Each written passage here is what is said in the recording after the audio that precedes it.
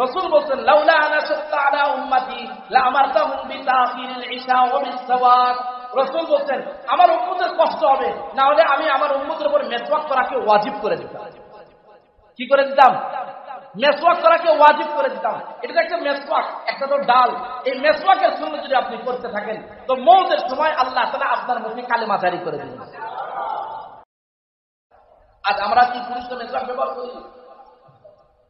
খুব কম। আরে আমাদের হুজুরদের কাছে নেই। আমরা 7 বার করে মাসের ভিতরে 7 বার করে কই, এই বাবা মেসওয়াক কার কার কাছে আছে দেখান, নাই। আর আপনি সাধারণ মানুষ, আপনার কাছে থাকবে কেন? আর হাদিসের ভিতরে আসছে রাসূল বলেন লাউলা আনা শাক্কা আলা উম্মতি লা আমারতাহুম বিতাখিরিল ইশা ওয়া বিসসাওয়াক। রাসূল বলেন আমার উম্মতের কষ্ট হবে, না হলে আমি আমার উম্মতের উপর মেসওয়াক করাকে ওয়াজিব করে দিতাম। কি করে দিতাম? মেসওয়াক করাকে ওয়াজিব করে দিতাম। এটা একটা মেসওয়াক, একটা তো ডাল। এই মেসওয়াকের সুন্নাত যদি আপনি করতে থাকেন তো মওতের সময় আল্লাহ তাআলা আপনার মুখে কালেমা জারি করে দিবেন। সাহাবায়ে ইকরাম শুধু পরাজয় হচ্ছে, পরাজয়।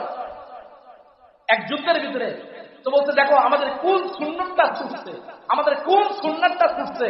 তো বললেন মেসওয়াক করো সব।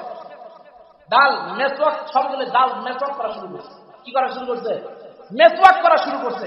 এই যে মেসওয়াক করে কাফেররা আসছে, এই দেখো তো এরা কি করে, এই বিরোধী দল এরা দেখে আসছে এরা কি যুক্তি করতেছে, কি বুদ্ধি করতেছে।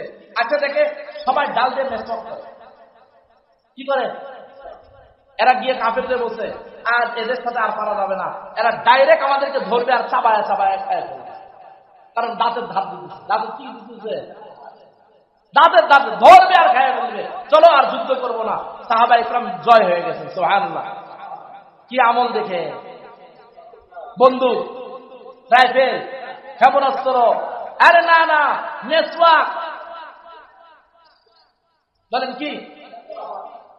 এই জন্য প্রত্যেকে নিয়ত করেন বিবিকে একটা মেসওয়াক দিব, মেয়েকে একটা মেসওয়াক দিব।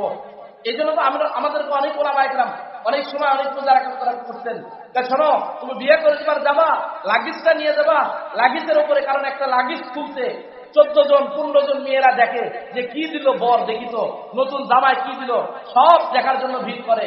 এই জন্য ওলামা ইকরাম বলেন শোনো তোমার লাগিজটা যখন তুমি সাজাবা, লাগিজ সাজানোর সময়, লাগেজটা সাজানোর সময় তুমি সর্বপ্রথম আগে দিবা মেসওয়াক, এরপরে দিবা তাসবিহ, এরপরে দিবা জায়নামাজ, এরপরে দিবা হাত মোজা, এরপরে দিবা পা মোজা, এরপরে দিবা কিতাব। খোলার সাথে সাথে যেন মেসওয়াক, তাসবিহ, জায়নামাজ, হাত মোজা, পা মোজার দাওয়াত সকলে পায় যায়।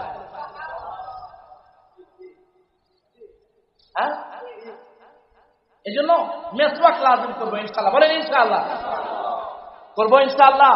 তাহলে রাসূলের সুন্নাতের ভিতরে আমাদের সফলতা। এই জন্য যতক্ষণ পর্যন্ত যত কিছুই করুন পুরা দুনিয়াতে, এখন যদি জিবরাইলও যদি আসে বলে হ্যাঁ এইভাবে ইসলাম বিজয় হবে, এইভাবে সফলতা আসবে, না, রাসূলের সুন্নাত ছাড়া, রাসূলের আদর্শ ছাড়া, রাসূলের তরিকা ছাড়া, রাসূলের জীবন ব্যবস্থা ছাড়া খোদার কসম সূর্য পূর্ব দিক থেকে পশ্চিম দিকে উঠতে পারে কিন্তু কখনোই হবে। এই জন্য আমরা রাসূলের আদর্শকে আঁকড়ে ধরবো ইনশাআল্লাহ। কিসের আদর্শ? রাসূলের আদর্শকে আঁকড়ে ধরবো। আল্লাহ তাআলা আমাদের প্রত্যেকটা ক্ষেত্রে রাসূলের আদর্শকে নিজের জীবনের ভিতরে বাস্তবায়ন করবার আল্লাহ তৌফিক দিয়ে দেয়। বলেন আমিন। বলেন কার আদর্শ? বলেন কার আদর্শ? নেইমারের, রোনালদোর, ইহুদিদের, নাসারাদের, খ্রিস্টানের? কার? জবান করে বলেন কার? বলেন কার আদর্শ? যেখানে রাসূলের আদর্শ আছে আমি আছি, যেখানে রাসূলের আদর্শ নাই আমি নাই। বলেন না ইনশাআল্লাহ। যেই অনুষ্ঠানের ভিতরে বেপরদাগি হবে এই অনুষ্ঠানের ভিতরে আমি হুজুর নাই। বলেন না ইনশাআল্লাহ। যে অনুষ্ঠানের ভিতরে ছেলে মেয়ে একসাথে খেতে দিবে সে অনুষ্ঠানে আমি, যে অনুষ্ঠানের ভিতরে গেট সাজানো হবে সে অনুষ্ঠানের ভিতরে আমি, যে অনুষ্ঠানের ভিতরে গান বাজনা ডেক হবে সে অনুষ্ঠানের ভিতরে আমি, যে অনুষ্ঠানের ভিতরে নর্তকীদের নাচ হবে সে অনুষ্ঠানে আমি। আল্লাহ তুমি আমাদেরকে তৌফিক দিয়ে দাও। বলেন আমিন।